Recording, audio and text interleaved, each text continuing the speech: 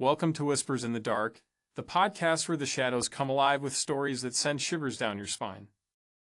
Today, we follow Sarah as she finds herself in a place where the line between reality and nightmare blurs along an abandoned hospital, where the past refuses to stay buried.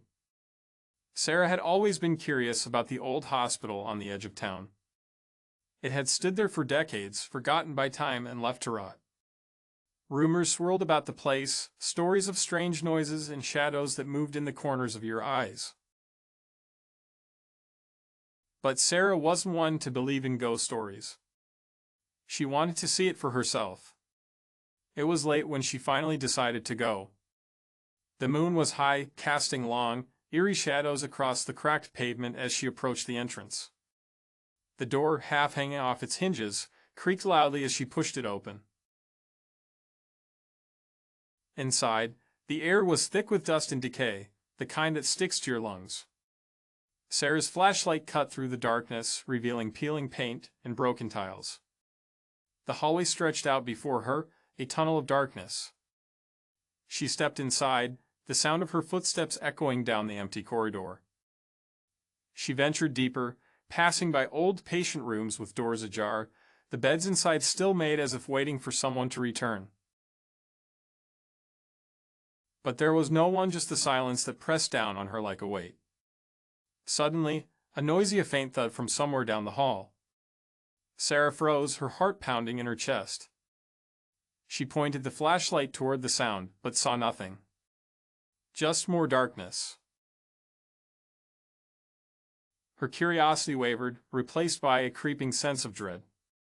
But she pushed forward, telling herself it was just an old building settling. Still, her pace quickened, each step taking her closer to the source of the noise. Then she heard it. A whisper. Too faint to make out the words, but it was there, unmistakable. Her breath caught in her throat. She wasn't alone.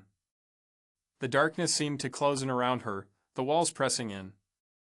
The whispering grew louder, more insistent, coming from all directions. Sarah spun around, the beam of her flashlight darting across the walls, but there was nothing, no one. And then, the light died. Sarah was plunged into darkness, the whispers now a cacophony in her ears.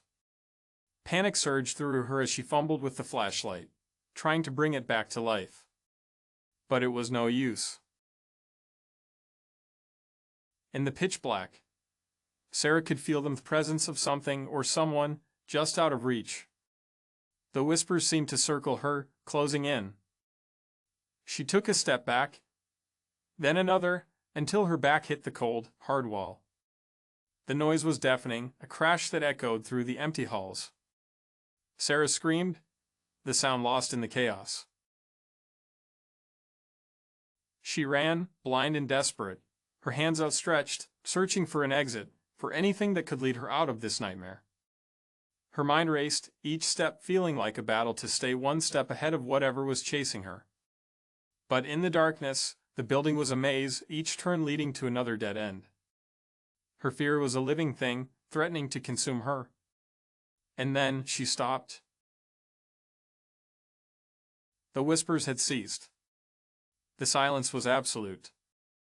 Sarah leaned against the wall, her body trembling, and slowly slid down to the floor. She was alone again. Or so she thought. Sarah never made it out of that hospital. To this day, the townsfolk say if you listen closely near the old building on a quiet night, you can still hear the whisper echoes of the past, or perhaps something more sinister. Maybe Sarah found what she was looking for. Or maybe she became part of the legend herself. Thanks for joining us on Whispers in the Dark. Until next time, keep the lights on and the darkness at bay.